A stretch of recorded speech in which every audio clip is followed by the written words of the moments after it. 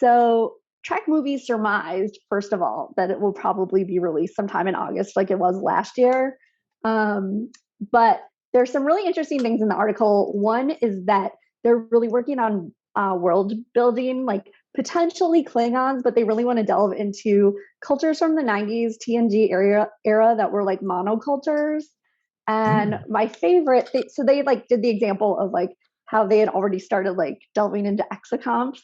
But one like tidbit that gets discussed and revealed in this article is that Peanut Hamper is back in season 3. So they announced that in goodness. Chicago too at the panel. That was in the clip they showed. Which I don't know if we had ever like remembered to put that on main viewers. So now it's getting put on. And when you scroll down, they actually have artwork where it's just like a season 3 poster with only Peanut Hamper on it. Oh dear. Okay, so everybody listening in, we've got this article. It's from our friends over at trekmovie.com. It's titled Mike McMahon and Tawny Newsome, aka Tracy, talk Star Trek Lower Decks season 3 and 4. It reads, the 3rd season of Star Trek Lower Decks is coming this summer, with a 4th season already ordered by Paramount Plus, which in and of itself is big news. We definitely can't gloss over that. I think that is amazing that we've got a 3rd season coming very soon and a 4th season on the way at the very least. And actually, Melissa and I, again, are wearing our Lower Decks shirts to signify this momentous occasion, coincidentally. It continues.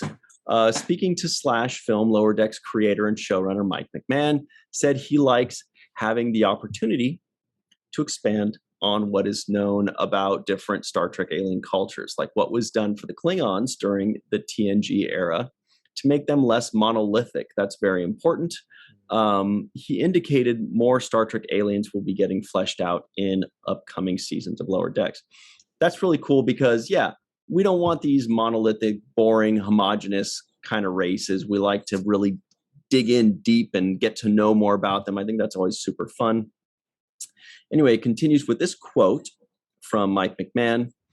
It reads, and so as they build out those monocultures into something that's more textured, that's what I like to do about it. I like to be like, okay, let's take Exocomp. We saw them in one episode. What if we started to build them out? Like, where could they have gone? What are more textures of them? And actually, you'll see some of that in season 3. And even if we're writing season 4, there are some major Star Trek planets where I'm like, let's go there. We've never been there. Let's check this out. Let's see what it's like. Getting to do that, but still telling stories about likable, fun, respectful, science-driven Starfleet officers, kind of like you get to write real Star Trek while having fun and telling a story while you're doing it. It's just a blast. Okay, so from here, we can just tell always over and over again that Mike McMahon is a huge Star Trek fan, because just reading that quote from him shows that this is like a sandbox to him, and he's just playing on the jungle gym like, okay, well, what about exocomps? What about this planet? What about that planet? Let's visit there. Man, can you imagine? I like how they've done that too in the previous seasons too. Like when they went back to the planet that had the Landru people with the coming back to like, what happened since then? They went back to worshiping Landru again. What? Really? That was the best hilarious. I love that they come back and add humor too. Yeah, it's a great combo. And you can really tell too that he's a true fan, because he really just dives in and puts all those canon nuggets, just sprinkles them all over the episodes, and with love. Like I love it. I love what he's doing with Lower Decks, and I'm glad that he's going back to kind of redeem some of these like alien races that maybe would be one-offs, or we had a one perception of them. I'm so looking forward to what he's doing next. Mm-hmm. And he's revived the plate trade, and then that like there's a Instagram account that follows. Right. They like follow weird Star Trek merchandise that makes no sense. And somebody posted like a first contact bubble bath. Remember those like bubble bath jars that like bottles they would sell at like Shopko or Walmart with cartoon characters on them? So they were actually selling a line when First Contact came out with Borg shaped bubble baths, which is so hilarious that Lower Decks did data shaped bubble baths. It makes no sense, but they existed. I love it. He's amazing. So, and speaking of Klingons, it's Ronald D. Moore's birthday. We'd be remiss if we yes, happy birthday to Ronald D. Moore of Star Trek, Battlestar Galactica, and For All Mankind fame. And Outlander. Ooh, and that's such a good show. Yeah, thank you. Oh my God. I'm hooked. Yeah, Outlander? For All Mankind. For All Mankind is just incredible. I was going to say, Outlander's amazing. I haven't seen Outlander yet, but a lot of people say good things about it. How do you like it, Melissa? It's great. I just, I've been catching up, and I just saw a scene that made me not want to look at the TV. I'm not watching this season. I heard there's a lot of torture. Well, no, this is I'm way behind. I'm only on season 2. I'm just like, okay. Is it graphic? What's the deal? Scary? The torture is a little difficult to take. Like Game of Thrones. Yeah, but sometimes it it's lasts hardcore. Longer. There's a really hardcore scene in Outlander that's more hardcore than anything I saw in I'm listening. You wouldn't say that if you knew what it was. It's very.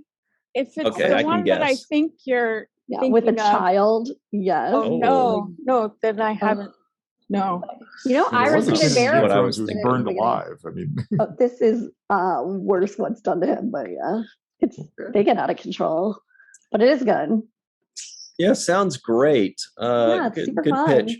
But just to finish off on Lower Decks, you did mention the poster, so we will show that poster now. Everybody that is watching, check this out. Everybody that's listening in, we will describe it to you.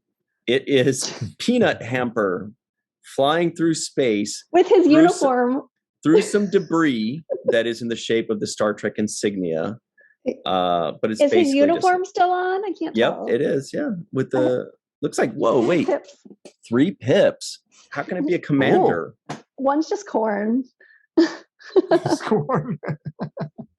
Piece of corn. The best is that, like, in the 90s, of all the episodes of like all the species that you ever thought would have their own poster, never would have thought. Yeah. That or like the Christmas tree aliens and ugly bags of mostly water. And that the pack leads are the big heavy. Yeah. I think they call this the microbrain. The microbrain. Yeah. So Lore got dumped out into space. Now Peanut Hamper's been out there for some period of time too. So it should be interesting to see how Peanut Hamper changes. Oh, scary. That's scary. What if he meets a crystalline entity? Right. Oh my gosh. I think Peanut Hamper gets evil. Totally. For sure. Already that poster kind of looked a little ominous to me. It'll be the next Badgie. It'll be this season's Badgie. Totally. Maybe I'm trying to think of, he has to connect with some other, maybe he'll join the Binars. Like that. I don't know. Mm-hmm. Oh, I love the Binars. It'd be kind of cool to see the Binars again. Definitely. And if you want to be buying our shirts, you can go ahead and check out our online store. No, I'm just kidding. Trying to see if we can make Melissa laugh, but she was focusing on the perfect plug.